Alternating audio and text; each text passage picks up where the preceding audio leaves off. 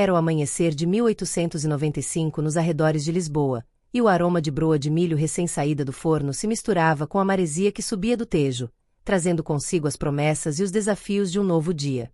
Mas para Isabel Santos, de 29 anos, cada manhã representava uma batalha silenciosa contra as adversidades que a vida lhe havia imposto sem qualquer piedade. Morava numa pequena casa de pedra e cal, com janelas de madeira pintadas de azul cobalto, no bairro mais humilde de Sintra. As paredes, marcadas pela umidade do inverno e pelo tempo implacável, guardavam os segredos de uma mulher que havia perdido muito cedo demais.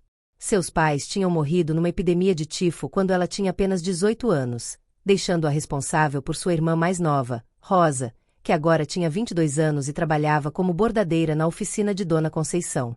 O dinheiro que Isabel ganhava como lavadeira mal dava para cobrir as necessidades básicas. Suas mãos, calejadas e rachadas pela água fria e pelo sabão forte, contavam a história de incontáveis horas lavando roupas das famílias mais abastadas da região. Mas havia algo em Isabel que nunca se quebrou, sua palavra era sagrada, e jamais abandonou um trabalho, por mais exausta que estivesse. Era uma quinta-feira de novembro quando o destino decidiu entrecruzar seu caminho com o do Visconde Rodrigo de Almeida e Castro. Ele, um homem de 38 anos, havia herdado não apenas um título nobiliário, mas também vastas propriedades rurais e uma fortuna construída através de investimentos bem-sucedidos no comércio marítimo com o Brasil e as colônias africanas. Sua quinta, conhecida como Quinta do Roseiral, erguia-se majestosa numa colina verdejante, rodeada por vinhedos que se estendiam até ao horizonte. Apesar de sua riqueza e posição social, Rodrigo era um homem reservado, marcado pela tragédia.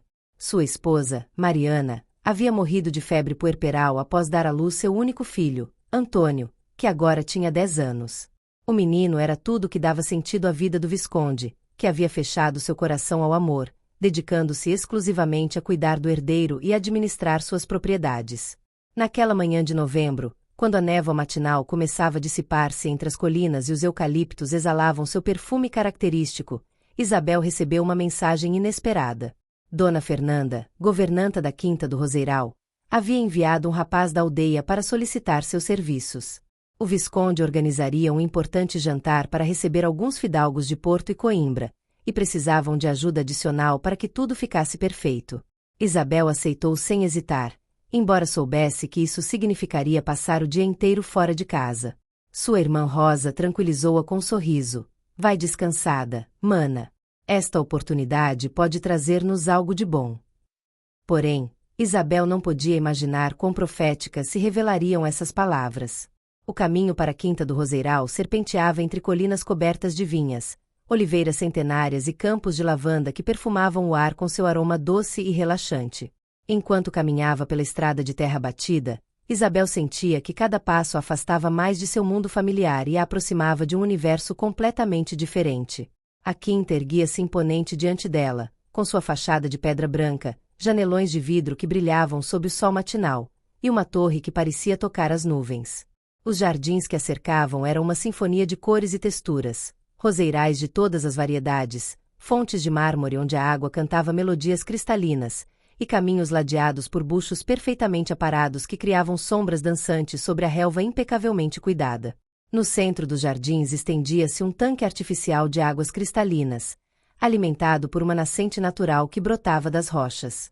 O som da água correndo misturava-se com o canto dos melros que faziam ninhos nos salgueiros chorões que se debruçavam graciosamente sobre a superfície do tanque, criando reflexos que mudavam a cada brisa. Isabel sentia-se pequena em meio a tanta magnificência. O seu vestido de linho azul anil, remendado em alguns lugares mas sempre limpo e passado a ferro, contrastava com a elegância que respirava cada canto daquele lugar. Os seus sapatos de cabedal gasto pisavam cuidadosamente os caminhos de mosaico, receosa de que sua presença pudesse de alguma forma profanar aquela beleza. Foi então que ouviu uma gargalhada cristalina que quebrava a solenidade do lugar. Era Antônio, o filho do Visconde, que brincava perto do tanque. O menino, com seus cabelos castanhos encaracolados e olhos azuis como o céu de verão, perseguia um cisne branco que nadava elegantemente pelas águas. Sua risada era pura alegria, o som da inocência que ainda não havia sido tocada pelas tragédias do mundo adulto. Isabel sorriu involuntariamente.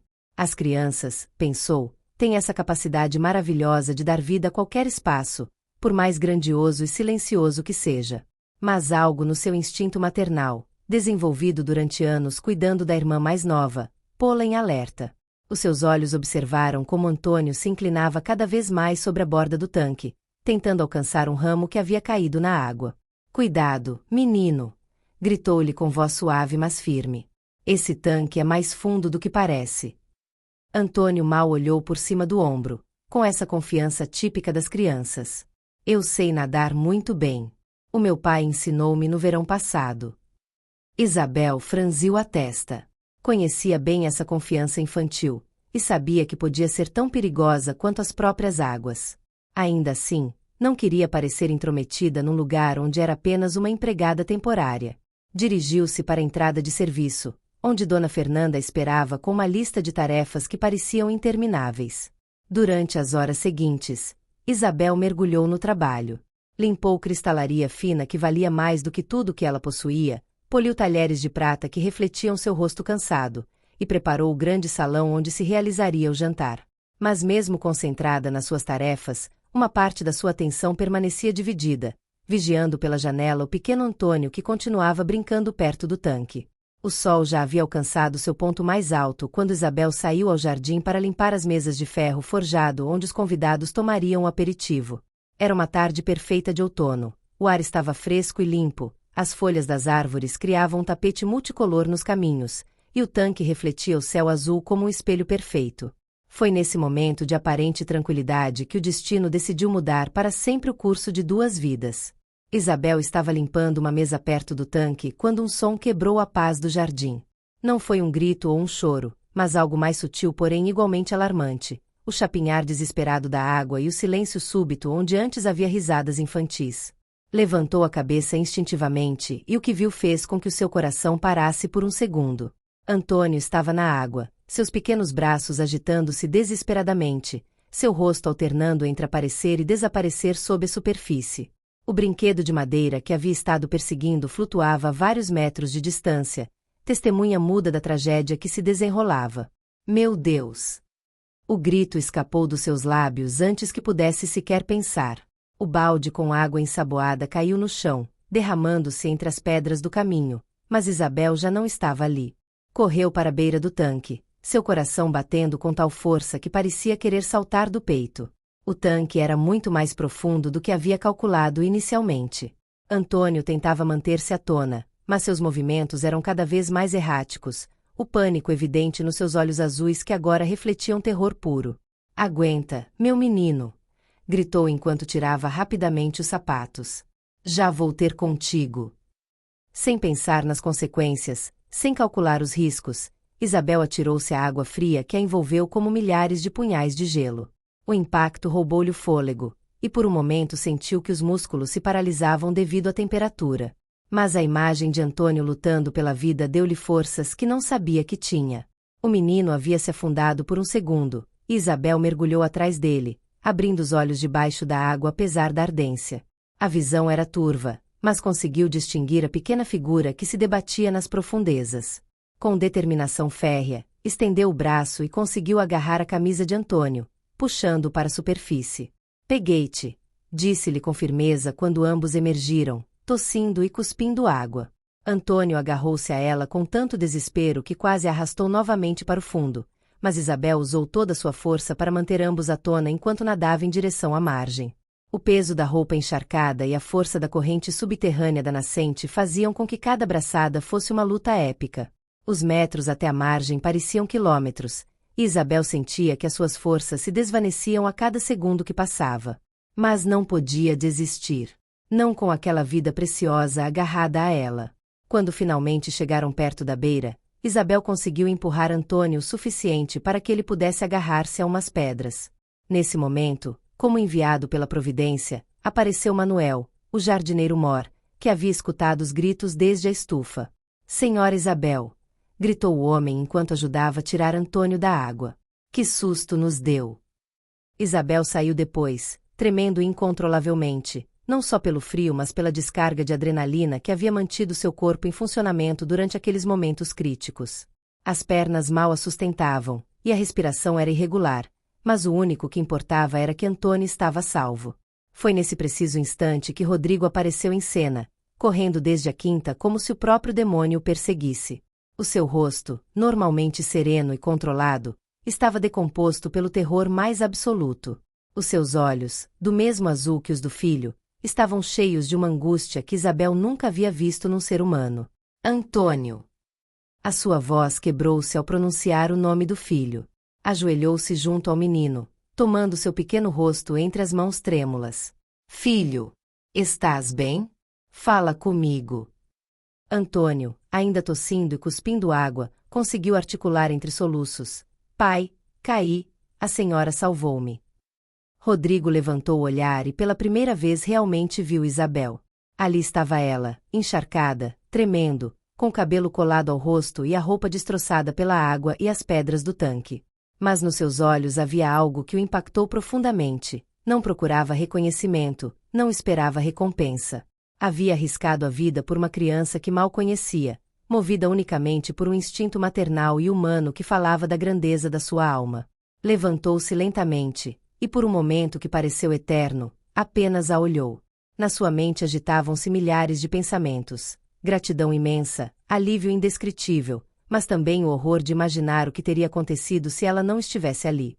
A senhora salvou a vida do meu filho, disse com uma voz carregada de emoção que lutava por manter-se controlada. Não existem palavras para expressar o que sinto neste momento. Isabel, ainda ofegante, tentou sorrir apesar do seu estado. Só fiz o que qualquer pessoa teria feito, senhor Visconde. Não precisa agradecer-me. Não. A palavra saiu com mais força do que ele pretendia. Nem toda a gente teria arriscado a vida por alguém que mal conhece. A senhora é um anjo enviado pela providência. Manuel havia trazido mantas e toalhas da casa. Rodrigo embrulhou cuidadosamente Antônio enquanto olhava para Isabel com uma expressão que ela não conseguia decifrar completamente.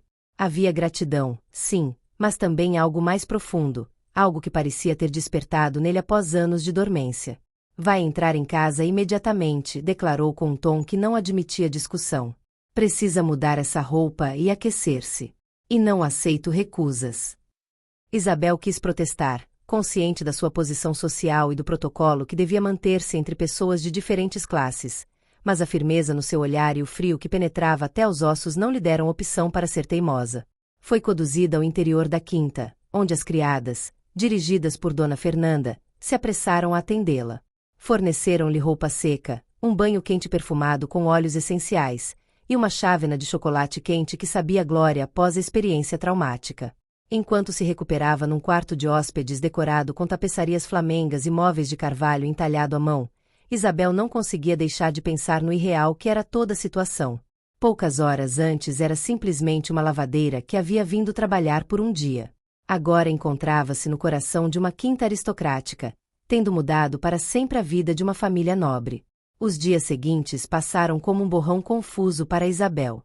Regressou à sua rotina habitual, lavando roupa, cuidando da irmã, lidando com as contas que se acumulavam como folhas de outono. Pensava que o episódio na Quinta do Roseiral havia ficado para trás, um capítulo fechado no momento em que se certificou de que Antônio estava completamente bem. Mas numa tarde de sábado, enquanto Isabel zurzevia meias no pequeno pátio de sua casa, ouviu o som de rodas de carruagem sobre as pedras da sua rua. Não era insólito, embora no seu humilde bairro não fosse frequente ver veículos tão elegantes. Porém, quando a carruagem parou em frente à sua porta, Isabel sentiu que o coração lhe dava uma volta. Era uma carruagem preta puxada por 2 cavalos magníficos, com brasão de armas dos Almeida e Castro gravado a ouro nas portas. O cocheiro, vestido com libré impecável, desceu e abriu a portinhola. Rodrigo saiu primeiro, elegante no seu fato de pano fino, seguido imediatamente por Antônio, que não conseguiu conter a emoção ao ver Isabel. O menino correu para ela e abraçou-a com a espontaneidade própria da sua idade, sem se preocupar com as diferenças sociais que o mundo adulto havia estabelecido. Senhora Isabel! Exclamou com um sorriso radiante. Disse ao papá que tínhamos de vir vê-la. Queria agradecer-lhe pessoalmente. Isabel, surpreendida mas comovida, correspondeu ao abraço. Antônio, que alegria ver-te tão bem e tão feliz. Rodrigo aproximou-se com passos medidos, e Isabel notou que havia algo diferente nele. A frieza aristocrática havia dado lugar a uma calidez que transformava completamente o seu rosto. Como nos encontraram? Perguntou Isabel, genuinamente curiosa. Rodrigo sorriu, e foi a primeira vez que ela ouviu realmente sorrir. Tenho os meus recursos, respondeu com um toque de mistério. Mas principalmente, tenho a determinação de um homem que deve uma dívida impossível de pagar. Isabel baixou o olhar, desconfortável com tanta atenção. Senhor Visconde, já lhe disse que não quero nada em troca. O que fiz? Eu sei, interrompeu-a suavemente. E precisamente por isso, porque não espera nada, porque a sua ação foi pura e desinteressada, é que quero fazer isto. Então revelou-lhe o que havia estado a planear durante dias.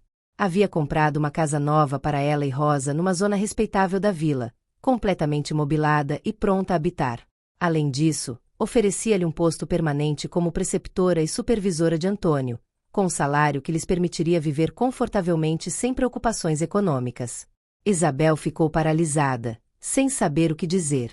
As palavras entalavam-se-lhe na garganta enquanto a mente lutava por processar a magnitude do que estava a ouvir. Isto é demais, murmurou finalmente. Não sei se mereço tudo isto. Rodrigo aproximou-se mais um passo, e Isabel pôde ver a sinceridade absoluta nos seus olhos azuis. A senhora merece muito mais do que isto. Se não fosse pela sua coragem e o seu coração nobre, teria perdido a única coisa que dá sentido à minha existência. Antônio, com a inocência própria da sua idade, acrescentou: a senhora é a nossa heroína, senhora Isabel. O papá diz que os anjos às vezes vêm disfarçados de pessoas normais.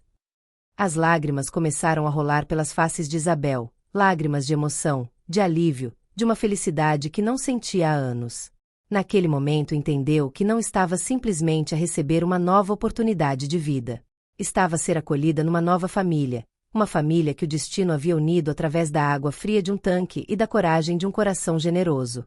Rosa apareceu na porta, alertada pelas vozes, e Isabel voltou-se para ela com os olhos brilhantes.